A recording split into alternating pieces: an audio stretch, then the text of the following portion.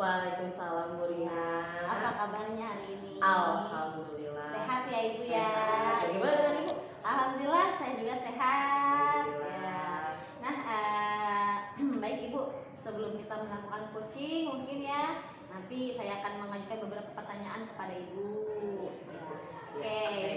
Pertama-tama kita kan akan mendiskusikan mengenai tentang rubrik penilaian ya untuk kita kali ini. Ya, pada coaching kali ini nanti ada coach Bu Nani sebagai coach ya, sebagai coach ya, Bu Nani sebagai coach dan Bu Irma sebagai coach. Oke. Nanti kita akan mengamati apakah permasalahan dari coach ini sesuai dengan rubrik penilaian atau tidak ya. Apakah sesuai dengan alur tirta atau belum? Kemudian bagaimana Ibu memberikan pertanyaan yang berbobot kepada coach yang diperankan oleh Bu Nani, dan juga bagaimana coach tersebut dapat merespon atau menanggapi pertanyaan dari coachnya. Jangan lupa disesuaikan dengan prinsip coaching yang coaching kemitraan dan proses kreatif dan memaksimalkan potensi. Oke. Nah, mungkin pertanyaan pertama yang akan saya tanyakan kepada Ibu adalah kompetensi apa yang akan Ibu kembangkan pada coaching kali ini? Oke, pada kesempatan kali ini kompetensi yang akan saya kembangkan yaitu yang pertama passion mendengarkan aktif ya, dan juga memberikan pertanyaan yang berbobot. Oke. Nah, kemudian pertanyaan yang kedua, kompetensi mana yang ingin Ibu kembangkan secara spesifik yang ingin diobservasi pada Bu Nani? Yang ingin saya kembangkan secara spesifik yaitu mendengarkan aktif, sehingga saya dapat memberikan pertanyaan-pertanyaan berbobot untuk Bu Nani, sehingga memacu atau mendorong Bu Nani untuk mendapatkan solusi atas permasalahannya. Iya, oke. Semoga ya Bu ya. Kemudian indikator yang bagaimana yang Ibu inginkan dalam proses coaching kali ini? Indikatornya. Oke, indikator yang saya ingin capai pada kegiatan coaching kali ini tentunya yaitu menemukan solusi dari permasalahan yang Bu Nani alami dengan langkah-langkah dalam menyelesaikan permasalahannya.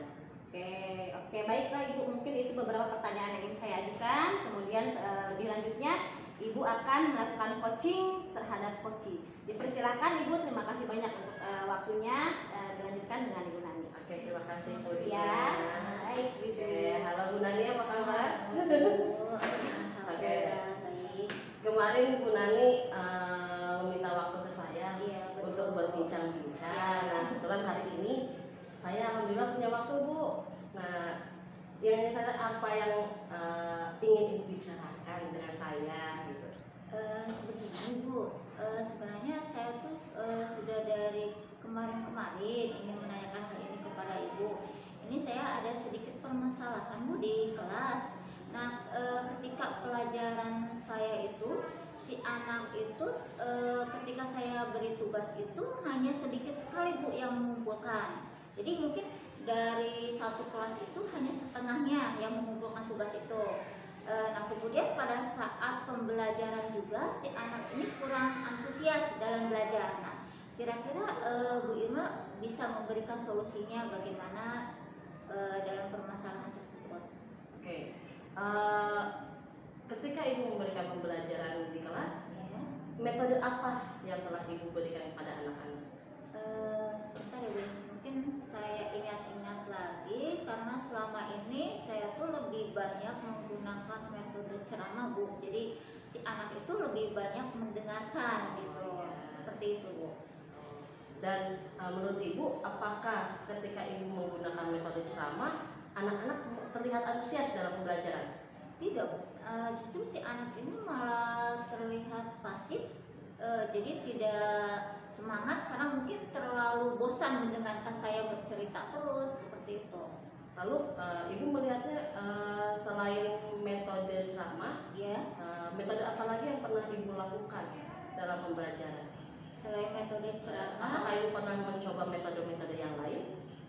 Untuk metode hanya ceramah mungkin sama dengan pemberian tugas. Ya. Selanjutnya apakah Ibu sudah melihat minat siswa minat siswa ke arah mana sehingga ibu bisa menentukan metode yang tepat dalam pembelajaran? Sejauh ini belum Bu, belum mencari minat anak tersebut. Oke, jika ibu sudah mengetahui minat siswa, langkah apa yang bisa ibu lakukan agar anak lebih antusias dalam pembelajaran? Mungkin setelah saya mengetahui dari minat anak tersebut, nah kemudian saya akan mencoba mungkin menerapkan metode-metode pembelajaran yang sesuai dengan minat anak tersebut gitu. Jadi supaya anak tersebut belajar sesuai dengan bakat dan minatnya tersebut. Jadi tidak merasa bosan atau tidak merasa terpaksakan. Selain metode ceramah, metode apa yang ibu ketahui dalam pembelajaran? Mungkin banyak sekali Ibu ya, mungkin untuk metode yang bisa digunakan misalkan mungkin dengan metode diskusi seperti itu, kemudian mungkin dengan dan sebagainya gitu. Mungkin dengan kita menampilkan video-video yang dari YouTube sehingga anak mungkin lebih apresiasi dan belajar lebih bersemangat, tidak bosan seperti itu ya Bu ya.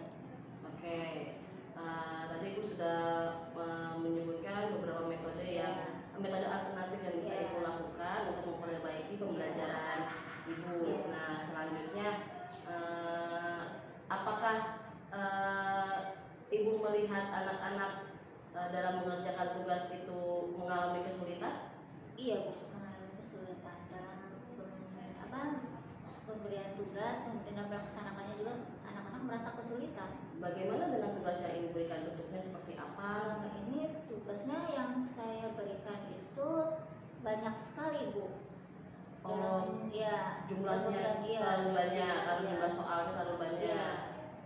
Bentuk bentuk tugas yang ibu berikan bervariasi seperti itu? Tidak.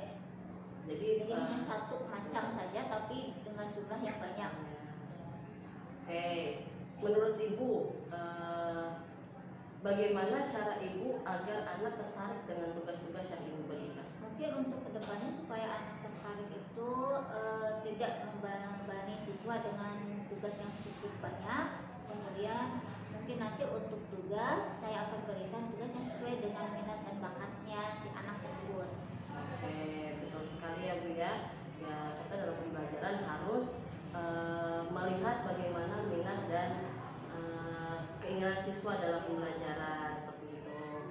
Dan kita tidak bisa memaksakan pembelajaran itu seperti kehendak gurunya. Betul sekali Bu. Saya sangat mengapresiasi apa yang ibu paparkan tadi. Nah, sekiranya komitmen apa yang bisa ibu lakukan secepatnya untuk memberikan atau memperbaiki pembelajaran di kelas itu? Mungkin komitmen saya ke depannya yaitu saya akan belajar lagi untuk menggunakan metode-metode pembelajaran yang lebih bervariatif dengan menggunakan media-media yang bervariatif juga supaya si anak itu tidak bosan. Kemudian untuk pemberian tugas juga dibatasi jumlah pemberian tugasnya, kemudian mungkin dalam pengerjaannya disesuaikan dengan minat dan bakat si anak tersebut. Kapan nih ibu akan merealisasikan komitmen ini? Ini secepatnya Bu untuk merealisasikannya ya supaya si anak itu lebih bersemangat lagi untuk belajarnya. Oke, betul sekali ya. Mudah-mudahan bisa terlaksana dengan baik ya Bu ya. Dan selanjutnya saya bisa mendengar cerita ibu bahwa di kelas ibu sudah ada perubahan ya Bu ya. Oke, iya. Oke, terima kasih Bu Nani sudah bersedia menceritakan keluh kesahnya kepada saya. Saya juga terima kasih sudah menyampaikan segala unek-unek saya kepada Bu Irma. Mudah-mudahan pertemuan kali ini bisa bermanfaat untuk kita semua, ya Bu Nani. Ya.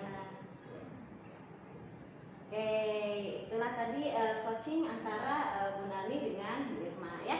Tadi Ibu sudah melakukan coaching dengan sangat baik dengan Bu Nani. Nah, sebelum penutupan saya akan merefleksi sedikit, akan mengajukan beberapa pertanyaan pasca observasi tadi ya.